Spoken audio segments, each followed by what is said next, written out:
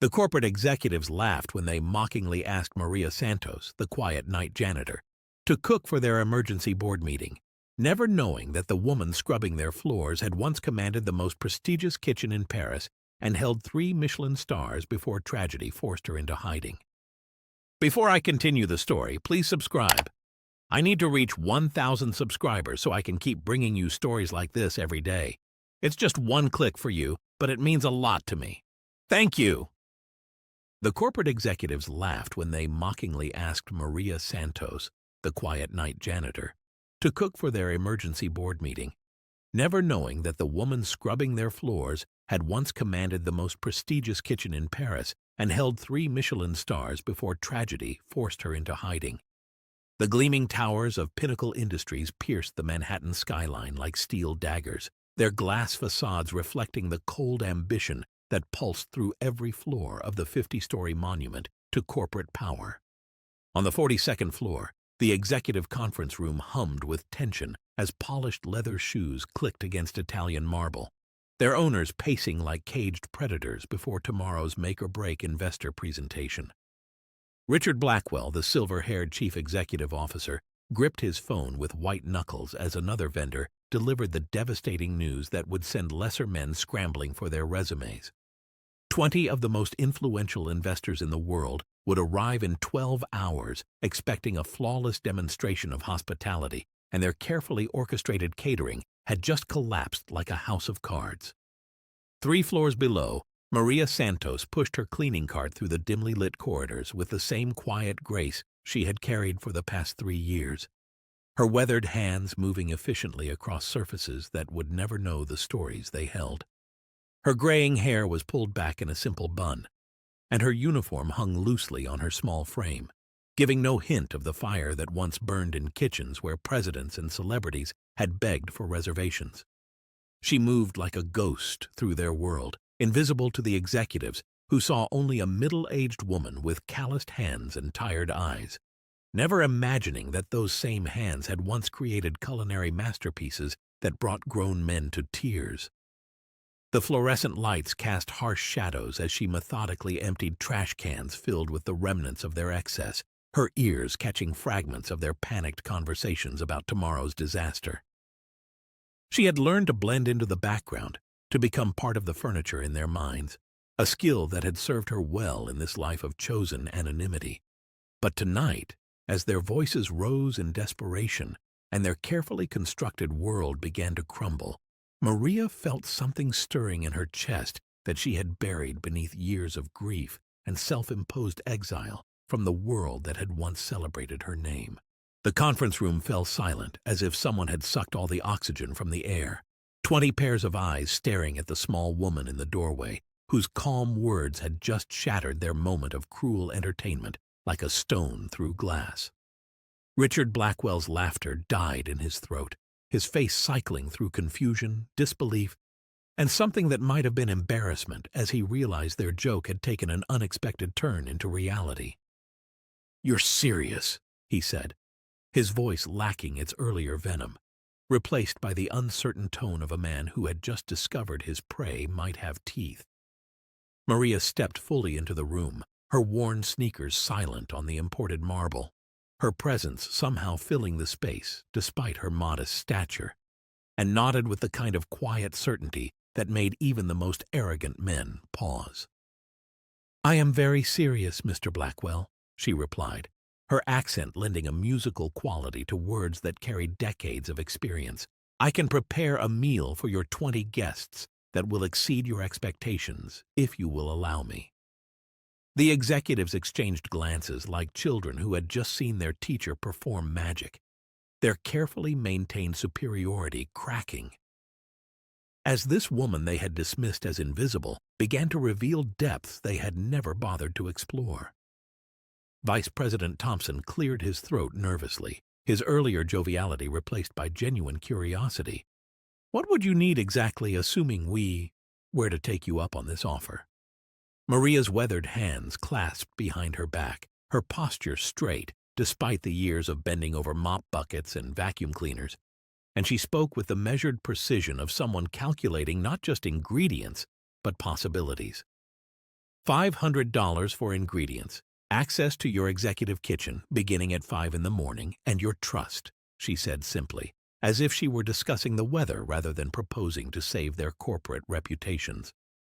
Without waiting for their response, she pulled an ancient flip phone from her uniform pocket and stepped toward the window, speaking in rapid Spanish to someone whose voice carried through the speaker like a lifeline to a world these men would never understand. The executive strained to catch familiar words in her conversation, hearing only passion and precision in a language that painted pictures they could not decode, while Maria Santos began to weave the first threads of what would become their salvation. The phone call ended with a soft click that seemed to echo through the years, carrying Maria back to a time when her name was whispered in reverence through the cobblestone streets of Paris, when Chef Maria Elena Santos commanded the most coveted kitchen in the City of Light with the fierce grace of a conductor leading a symphony of flavors. She had been 28 when she first stepped into the hallowed halls of Le Jardin Étoilé, her knife roll slung over her shoulder like a warrior's sword, her dreams burning as bright as the gas flames that would soon bow to her will. The critics had called her a prodigy, a woman who could coax poetry from the simplest ingredients, transforming humble vegetables into works of art that made grown men weep with joy and memory. Her small hands, the same ones now wrapped around a janitor's mop, had once danced across cutting boards with surgical precision, creating dishes that earned her first 1 Michelin star, then 2. Then the coveted 3rd that placed her among the culinary gods of her generation. The restaurant had been her temple, a place where she poured her heart and soul into every plate, where world leaders and celebrities would wait months for a reservation, where her innovative fusion of traditional Spanish techniques with French elegance had redefined what fine dining could become. But it was Sophia who had been her true masterpiece, her 8-year-old daughter with eyes like liquid chocolate and a laugh that could heal the deepest wounds, who would sit at the chef's counter after school doing homework while her mama transformed ordinary ingredients into extraordinary experiences. Sophia had been her reason for rising each morning, her inspiration for every dish, her bright light that made all the pressure and praise worthwhile. The accident had come on a Tuesday evening in spring, when Paris was dressed in cherry blossoms and the world seemed full of infinite possibilities, when a drunk driver ran a red light and stole the sun from Maria's universe in a single, crushing moment. The woman who had once commanded kitchens with the authority of a general found herself unable to hold a knife without her hands shaking, unable to taste food without ashes filling her mouth, unable to create beauty when her world had become an endless landscape of grief. She had closed Le Jardin Étoilé without explanation, walking away from her 3 Michelin stars like they were stones too heavy to carry, leaving behind a culinary empire to disappear into the anonymous crowds of mourners who populate every city in the world. The restaurant she had abandoned was not Le Jardin Étoilé, but Sophia's dream. The name itself a love letter to the daughter who had inspired every menu, every recipe, every moment of culinary brilliance that had made Maria Elena Santos the youngest female chef in history to earn 3 Michelin stars at the impossible age of 31. Sophia's dream had been more than a restaurant. It had been a cathedral of memory and hope, where each dish told the story of a mother's love for her child, where the walls were painted the soft yellow of Sophia's favorite dress, and the flowers on every table were changed daily to match the ones her daughter had picked from their small garden. The food critics of Le Monde had called her a genius, writing that she possessed an almost supernatural ability to translate emotion into flavor, to make diners feel homesick for childhoods they had never lived and mothers they had never known.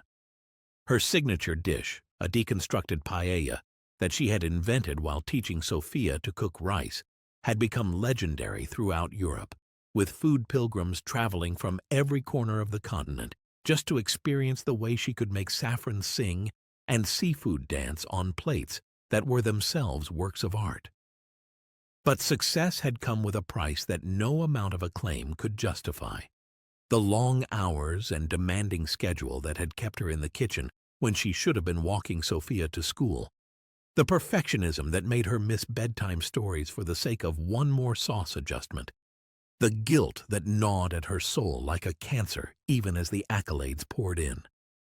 The night of the accident, she had been at the restaurant preparing for a visit from the Michelin inspectors, too busy chasing her third star to pick up her daughter from dance class, leaving that simple task to the babysitter whose car would become Sophia's tomb on a rain-slicked street in Montmartre. The weight of that choice, that single moment when ambition had trumped love, crushed her spirit more thoroughly than any critic's harsh review ever could, leaving her unable to create without hearing her daughter's laughter echoing through empty dining rooms. She had sold everything, given away her fortune, and bought a one-way ticket to America with nothing but a suitcase and a heart so broken that even the Atlantic Ocean could not wash away the salt of her tears, seeking invisibility in a country where no one knew her name or her shame. The corporate kitchen at 4:30 in the morning existed in that liminal space between night and dawn, bathed in the cold fluorescent light that transforms even the most sterile environments into something approaching sacred, and as Maria Santos pushed through the stainless steel doors, something profound shifted in the very molecules of air around her.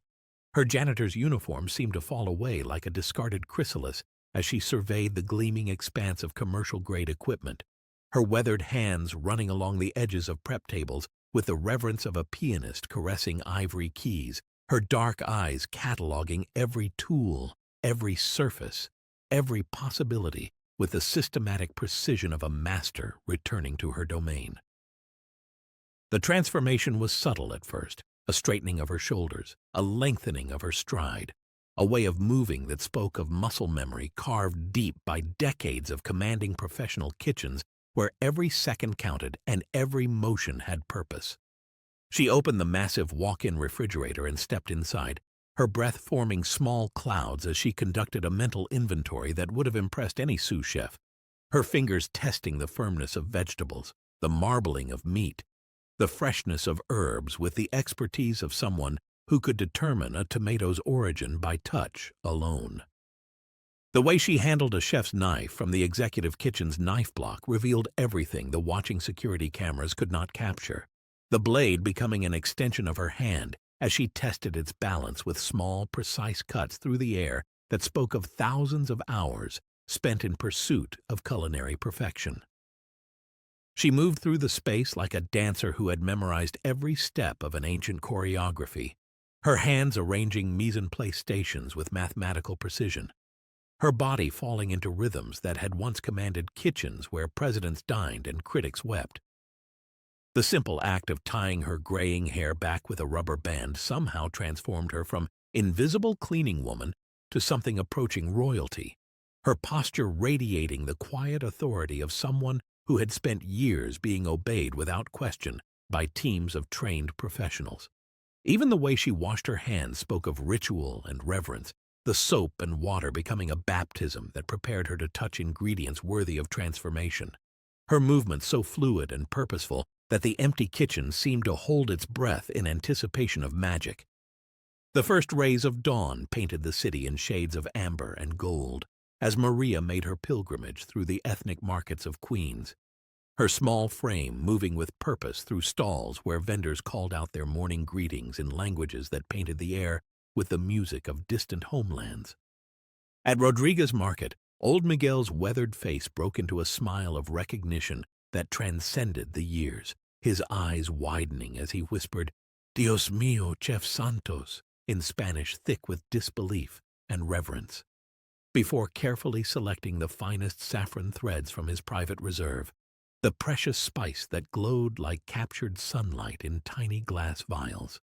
She moved through the market like a conductor assembling an orchestra, her fingers caressing octopus tentacles until she found ones with the perfect balance of tenderness and texture, her nose detecting the subtle differences between olive oils that would transform her vision from dream to reality.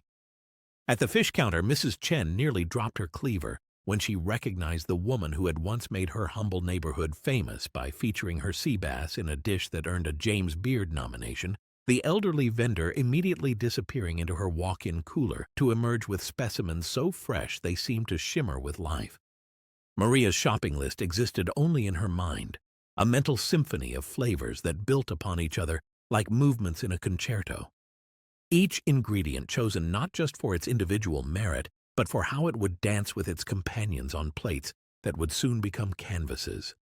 She selected Spanish chorizo with the reverence of someone choosing precious stones, her hands testing the firmness that would render perfect fat to infuse her rice with smoky depth, while exotic mushrooms were examined with the intensity of a jeweler studying diamonds under magnification.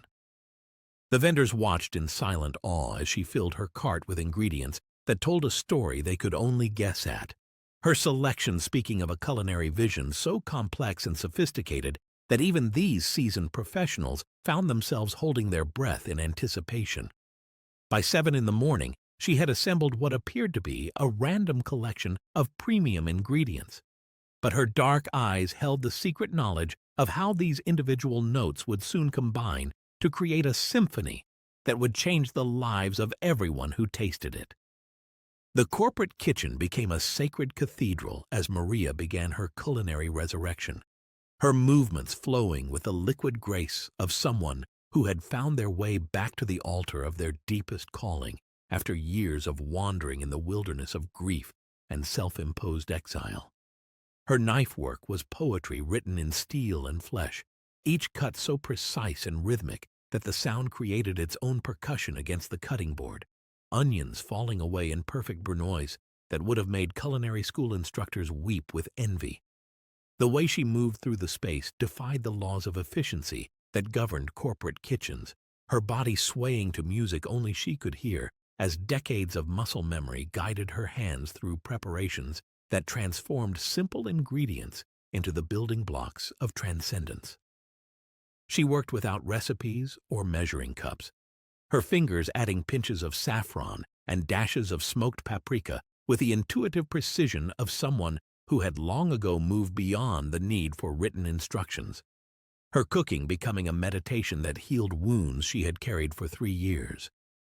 The ancient paella pan she had retrieved from her storage unit gleamed like a mirror as she seasoned it with salt and oil, the metal singing as she heated it to the perfect temperature that would create the coveted socarat, that golden crust of rice that separated amateur attempts from masterpieces worthy of memory. Steam began to rise from the pan as she built layers of flavor that would make grown men question everything they thought they knew about food. The aroma of sautéed garlic and onions creating the first notes of an olfactory symphony that would soon fill every floor of the building with impossible beauty.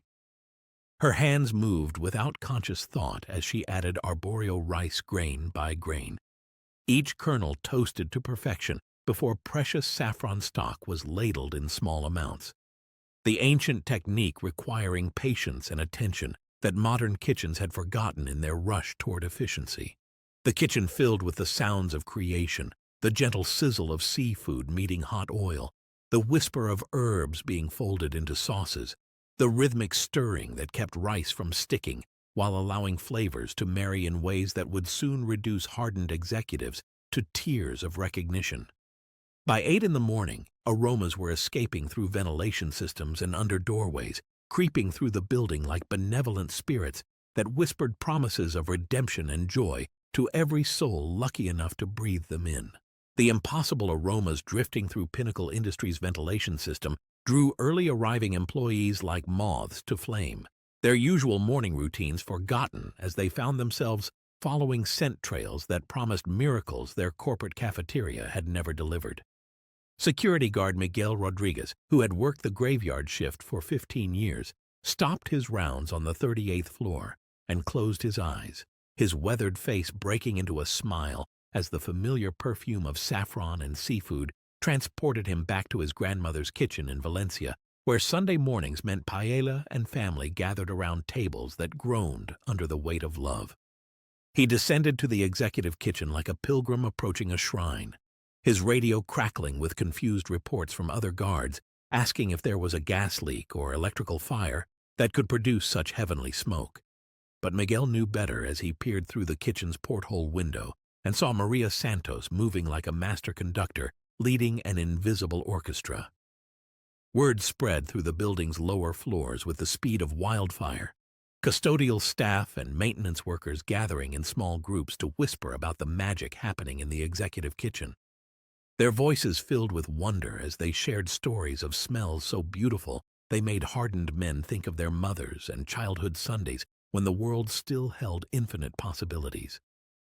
The overnight cleaning crew had already begun to piece together the mystery, remembering how quietly capable Maria had always been, how her small hands seemed to accomplish more in an hour than others managed in 3, how she carried herself with a dignity that suggested depths they had never bothered to explore. Administrative assistants arriving for their 7:30 shifts found themselves lingering in hallways, their usual rush to coffee machines replaced by a dreamy wandering toward whatever kitchen god was creating paradise 42 floors above their heads.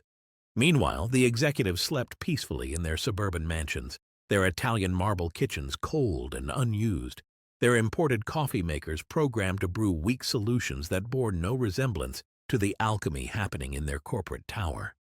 They remained blissfully unaware that the woman they had mocked 12 hours earlier was busy saving their reputations with the same hands they had dismissed as worthy only of scrubbing toilets and emptying trash cans, that their salvation was rising like bread in ovens they had never bothered to appreciate. Richard Blackwell stormed through the polished lobby of Pinnacle Industries at 8:15 in the morning, his Italian leather shoes clicking against marble with the staccato rhythm of a man whose carefully orchestrated world had been disrupted by incompetent subordinates and their ridiculous solutions to corporate crises. His phone buzzed incessantly with messages from building security about unusual activity in the executive kitchen. Reports that only fueled his irritation as he imagined the chaos that cleaning woman was probably creating with her amateur attempts at cooking for people whose palates had been refined by decades of dining at establishments she could never afford to enter. The elevator carried him upward through floors thick with aromas that made his empty stomach betray him with embarrassing growls. But his pride refused to acknowledge that anything pleasant could emerge from the kitchen disaster he was certain awaited his intervention. He burst through the executive kitchen doors like an avenging angel, his prepared speech about liability and health codes dying on his lips as he witnessed Maria Santos moving through the gleaming space with the fluid grace of someone born to command such environments. Her small frame seemed to fill the entire kitchen as she orchestrated multiple dishes simultaneously, her weathered hands switching between tasks with surgical precision, while her dark eyes monitored temperatures and timing with the focused intensity of someone conducting a symphony where every note mattered. "What exactly do you think you're doing?" he demanded, his voice carrying the imperious tone that had cowed countless employees over his career. But Maria simply glanced up from her paella pan with the serene confidence of someone who had faced far more intimidating critics than a corporate executive having a tantrum. "I am preparing your lunch, Mr. Blackwell," she replied in her soft accent, ladling a small portion of rice onto a ceramic spoon that she extended toward him like a peace offering. "Perhaps you would like to taste?" The arrogance that had carried him through 3 decades of corporate warfare crumbled the moment the food touched his tongue, his eyes widening as flavors exploded across his palate with the complexity of a fine wine and the comfort of childhood memories he thought he had forgotten. The rice was perfect, each grain distinct yet harmonious, the saffron threading golden notes through layers of seafood that tasted like the ocean itself had been distilled into edible perfection, and Richard Blackwell found himself speechless for the first time since his Harvard MBA graduation speech, his world shifting on its axis as he realized he was standing in the presence of genuine artistry. Richard Blackwell's hands trembled as he pulled out his phone, the taste of perfection still coating his tongue like a revelation that demanded investigation, his fingers typing Maria Santos Chef into Google with the desperate urgency of a man who suspected his world was about to be turned inside out. The search results materialized on his screen like accusations written in digital fire, photograph after photograph of the woman currently standing 10 feet away from him, her younger face glowing with pride as she held 3 Michelin stars like sacred relics, her name emblazoned across magazine covers and newspaper headlines that proclaimed her a culinary genius of unprecedented talent. Chef Maria Elena Santos, youngest woman to earn 3 Michelin stars, read the first article, followed by images of Sophia's Dream, the legendary Parisian restaurant that food critics had called a temple to gastronomic perfection, where celebrities and world leaders had begged for reservations that were granted like royal favors to the chosen few. His throat constricted as he scrolled through accolade after accolade, James Beard nominations, cookbook deals worth millions, television appearances where this same woman had been treated like culinary royalty by hosts who hung on her every word, all while the Maria he knew had been emptying his trash cans and scrubbing his toilets with the same hands that had once created dishes worthy of worship. The weight of his cruel words crashed down on him like a physical blow, each mocking comment replaying in his memory with the sharp clarity of broken glass. The image of her quiet dignity in the face of their laughter now transformed from amusing entertainment into a masterclass in grace under fire that left him feeling smaller than he had ever felt in his privileged life. He had called her the cleaning lady while she possessed more talent and accomplishment than everyone in that conference room combined, had suggested she cook as a joke while standing in the presence of someone who had redefined what cooking could become, had laughed at her humble appearance while never recognizing the nobility that radiated from every measured movement. The articles mentioned her mysterious disappearance from the culinary world 3 years earlier, the sudden closure of Sophia's Dream that had left the food world speculating and mourning, but provided no explanation for why a woman at the pinnacle of her profession had vanished into anonymity. Richard's corporate mind raced through the implications, the liability of having someone of her caliber working as janitorial staff, the potential lawsuits and publicity nightmares. But beneath his calculating exterior, something deeper stirred, a shame so profound it made his chest ache with the recognition that he had treated greatness like garbage. The conference room filled with the same corporate predators who had laughed themselves hoarse the night before, their expensive suits and practiced smiles masking the anxiety that gripped them as they faced the make-or-break investor presentation that would determine their company's future. But their carefully rehearsed small talk died in their throats as Maria Santos entered carrying a silver tray that transformed her from invisible servant into something approaching ethereal. She moved between their leather chairs with the fluid grace of a dancer, her simple black dress and white apron replacing the janitor's uniform they remembered. Her graying hair pulled back in a neat chignon that revealed cheekbones that spoke of aristocratic Spanish bloodlines they had never bothered to notice. The first course appeared before them like an offering from the gods, delicate portions of what looked like art, carved from ingredients they could not identify. The presentation so exquisite that several executives hesitated to disturb the perfection with their forks, their usual corporate bravado replaced by something approaching reverence. Vice President Thompson, who had joked about mop water soup just 12 hours earlier, stared at his plate as if it contained secrets of the universe, his fork suspended halfway to his mouth as he struggled to reconcile the crude humor of last night with the sublime beauty that now graced their mahogany table. The first bite created a silence so profound that the hum of the building's ventilation system sounded like thunder. 20 powerful men reduced to speechless wonder as flavors they had never imagined possible danced across palates that had grown jaded from decades of expense-account dining at restaurants that now seemed laughably amateur. Maria stood quietly against the wall, her hands folded in front of her like a nun at prayer, her dark eyes watching their faces transform from skepticism to amazement to something approaching worship. But she showed no triumph or vindication, only the serene dignity of someone who had long ago learned that true mastery speaks for itself. Richard Blackwell caught her eye across the room and saw in her steady gaze not anger or resentment for their cruelty, but a kind of patient understanding that made him feel like a child who had just discovered that his teacher was actually a princess in disguise. The executives began to murmur among themselves, their voices hushed with the kind of awe usually reserved for cathedrals and art museums. their carefully maintained facades cracking as they realized they were experiencing something that would change their understanding of what food could be forever. Richard Blackwell rose from his chair like a man ascending to his own judgment, his face pale with the weight of recognition as he cleared his throat and addressed the room with a voice that carried none of his usual commanding authority. The words emerging like stones pulled from deep water where they had been drowning in shame. "Gentlemen, I need to share something with you about the woman who has just given us the most extraordinary meal of our lives," he began, his phone still glowing with the Google search results that had shattered his understanding of reality. "This is not just any chef.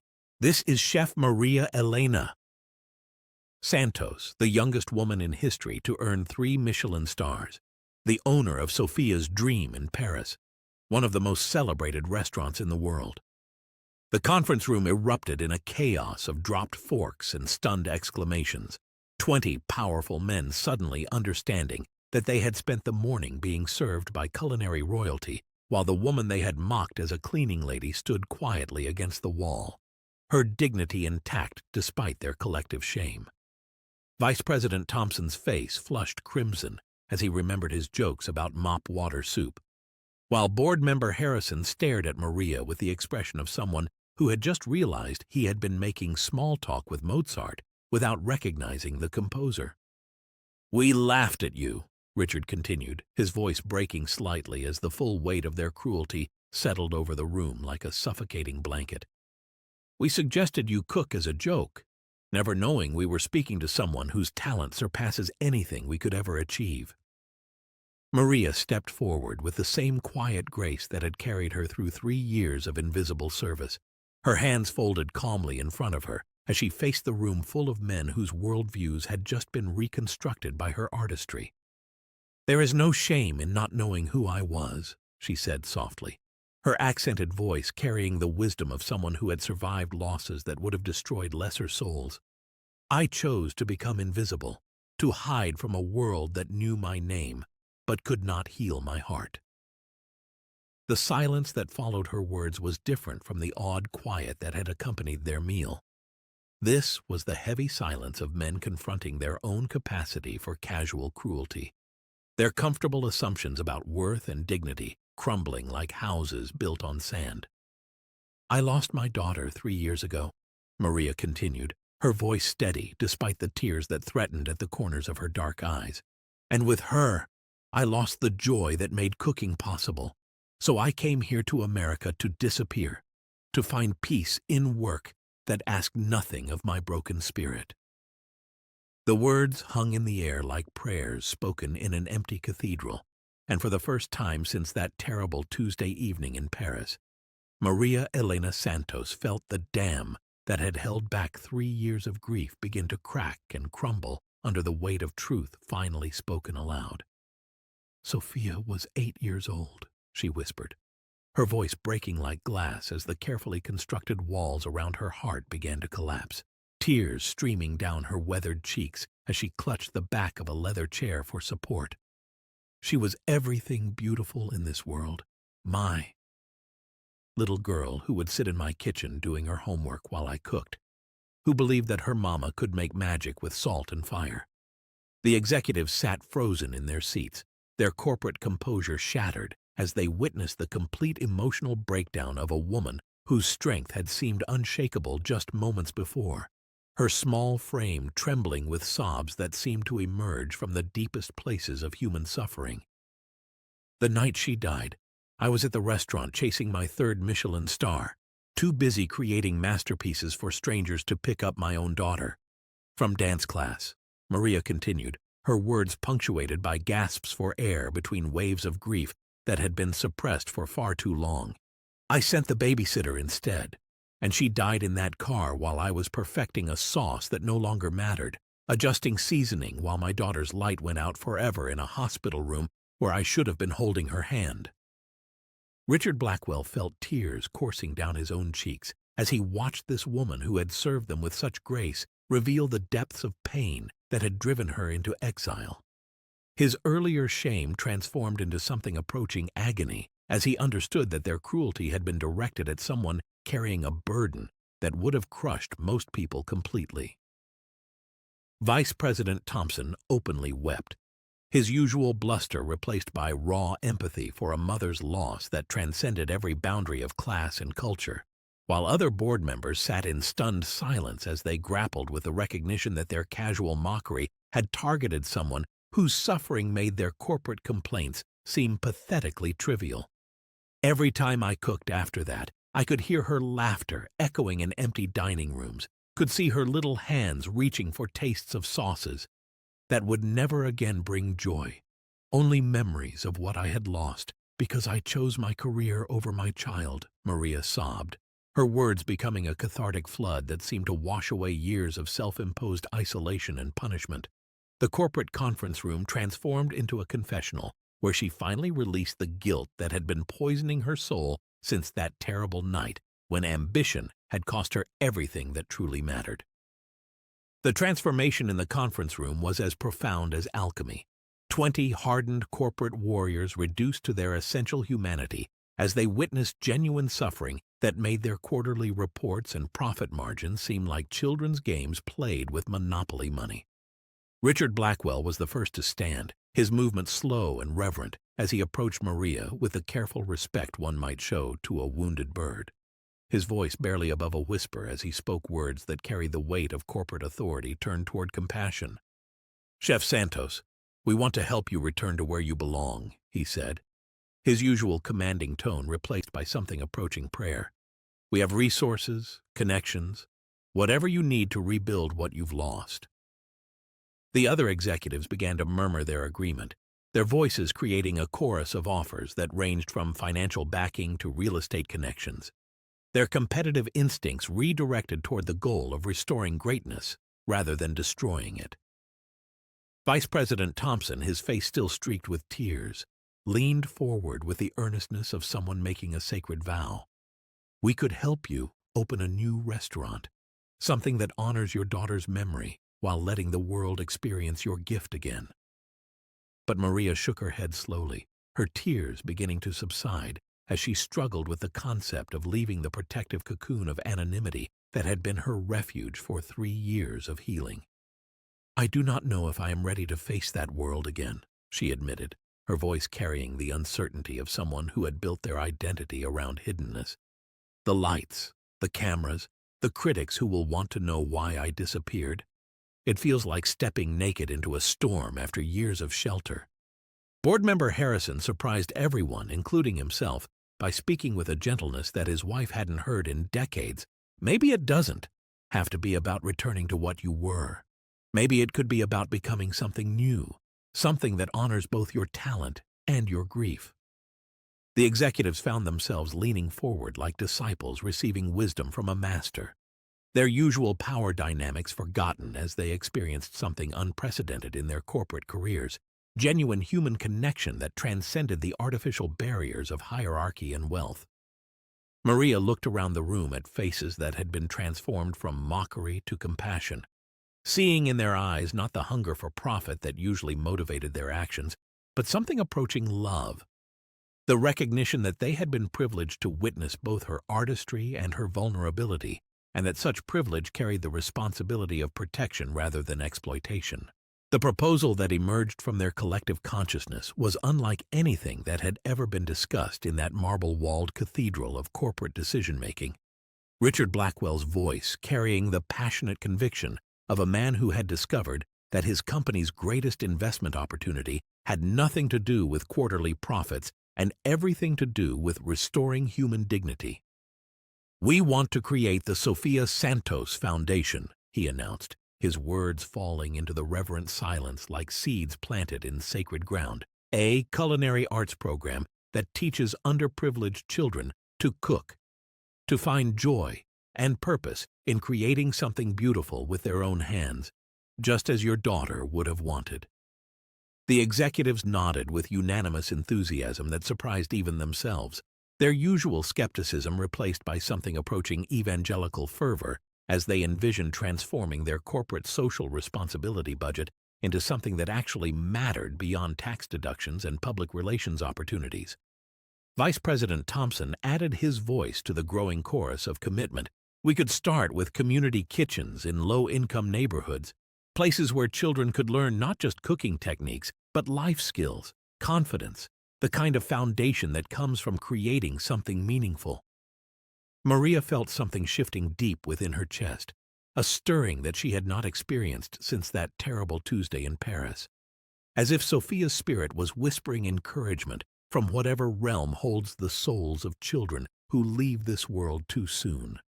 The foundation would be more than charity. It would be resurrection, a way to transform her grief into something that could nurture other children, to ensure that Sophia's brief but brilliant life would continue to bring joy to young hearts who needed to believe in their own potential.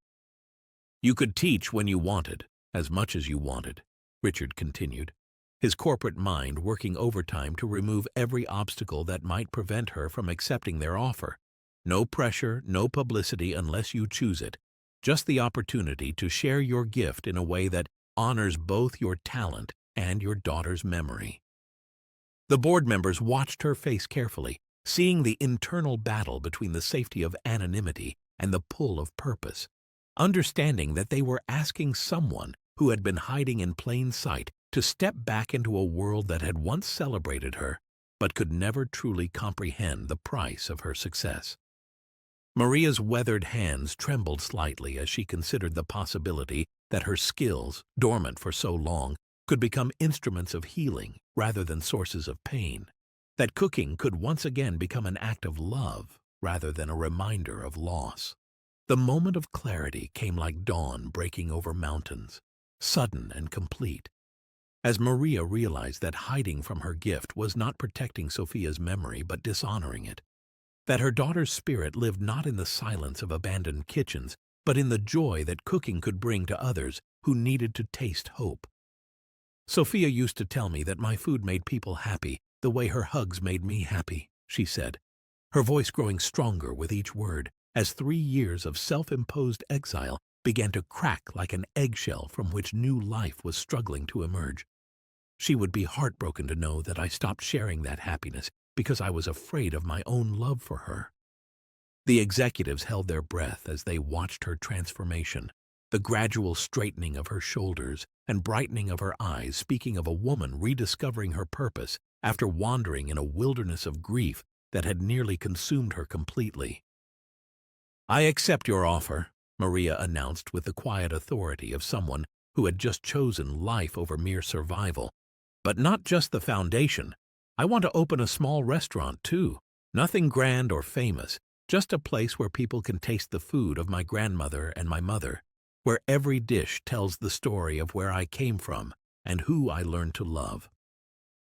Richard Blackwell felt his chest swell with an emotion he had not experienced since his own children were born. The profound satisfaction of witnessing someone step back into their greatness after being broken by circumstances beyond their control. The other board members began to nod enthusiastically, their competitive business instincts already working to ensure that Maria's new venture would have every advantage their corporate connections could provide. But more than that, they felt the rare privilege of being present at someone's rebirth. "We'll help you find the perfect location," Vice President Thompson offered, his voice thick with the kind of commitment that comes from witnessing true courage, somewhere that feels like home, somewhere Sophia would have loved to sit and do her homework while you cooked. Maria smiled through her tears, feeling for the first time since that terrible night in Paris that she was honoring her daughter's memory rather than hiding from it. 6 months later, the warm glow of Edison bulbs illuminated the intimate dining room of Casa Sofia, where exposed brick walls held photographs of a little girl with chocolate eyes who seemed to smile down upon tables filled with families, discovering the magic that happens when cooking becomes an act of love rather than mere sustenance. Maria moved through her small kitchen with the fluid grace of someone who had found their way home after a long journey through darkness, her weathered hands creating dishes that told the story of her grandmother's village in Andalusia, while honoring the sophisticated techniques that had once earned her global acclaim. The opening night had been deliberately small, just 30 seats filled with the people who had become her chosen family. The corporate executives who now arrived not as powerful businessmen, but as devoted friends who understood that witnessing someone's resurrection was a privilege that changed the witnesses as much as the reborn. Richard Blackwell sat at table 7 with his wife, both of them reduced to tears by a simple tortilla española that somehow contained everything beautiful about second chances and redemption earned through suffering, transformed into service. The Sofia Santos Foundation had already graduated its first class of young chefs, 12 children from the neighborhood who had learned that their hands could create beauty, regardless of their circumstances. Their graduation dinner, prepared entirely by students who had discovered confidence and purpose in the alchemy of transforming humble ingredients into extraordinary experiences. Vice President Thompson had become the foundation's most devoted board member, his corporate ruthlessness redirected toward securing funding and scholarships for children who needed to believe that their dreams were worthy of pursuit. His own teenage daughter now volunteering every Saturday to help teach knife skills and food safety to kids who reminded him of the boy he had been before success had calcified his heart. The restaurant's reservation book remained modestly full, word spreading through the city, not through marketing campaigns, but through the whispered recommendations of diners who understood they had experienced something approaching sacred, meals that fed souls as thoroughly as they nourished bodies. Maria no longer worked as a janitor at Pinnacle Industries, but she still arrived early each morning at Casa Sofia to prepare mise en place with the same meditative reverence she had once brought to scrubbing floors. Her movements, now accompanied by the gentle presence of Sofia's memory, transformed from source of guilt into wellspring of purpose. The call came on a Tuesday morning, exactly 1 year after Maria had first stepped back into the kitchen at Pinnacle Industries. The voice on the other end of the line, belonging to a Michelin inspector, whose words seemed to float through the phone like benedictions spoken over holy ground. Chef Santos, it is my honor to inform you that Casa Sofia has been awarded 1 Michelin star, and I must tell you personally that in my 20 years of dining professionally, I have never tasted food that so perfectly balanced technical excellence with emotional honesty. Maria's hands shook as she hung up the phone, her tears falling onto the worn wooden counter where Sofia's photograph watched over every meal preparation with eyes that sparkled with eternal mischief and love. The award ceremony took place not in some glittering ballroom, but in the dining room of Casa Sofia itself, surrounded by the people who had witnessed her journey from invisible janitor to recognized master, their faces glowing with the pride that comes from being present at someone's complete transformation. Richard Blackwell had insisted on presenting the award himself, his voice breaking slightly as he spoke words that would have been impossible for him to imagine just months before. This star represents more than culinary excellence. It represents the triumph of human dignity over casual cruelty, the power of recognizing greatness regardless of the uniform it wears. Maria stepped forward to accept the gleaming star with the same quiet grace that had carried her through years of grief and mockery, her voice carrying to every corner of the small restaurant as she spoke from a heart that had been reconstructed through the healing power of purpose rediscovered. This award belongs not to me alone, but to my daughter Sofia, whose spirit lives in every dish that brings joy to families gathered around tables. Where love is the most important ingredient, and to all the people who taught me that being seen for who you truly are is the greatest gift one human can give to another. The Sofia Santos Foundation had grown to serve 3 neighborhoods, its young graduates opening food trucks and catering businesses that carried forward the lesson that talent and dignity exist in every community, regardless of economic circumstances. While the executives who had once mocked a janitor had learned that true power lies not in the ability to diminish others, but in the capacity to recognize and nurture the greatness that exists in every human heart.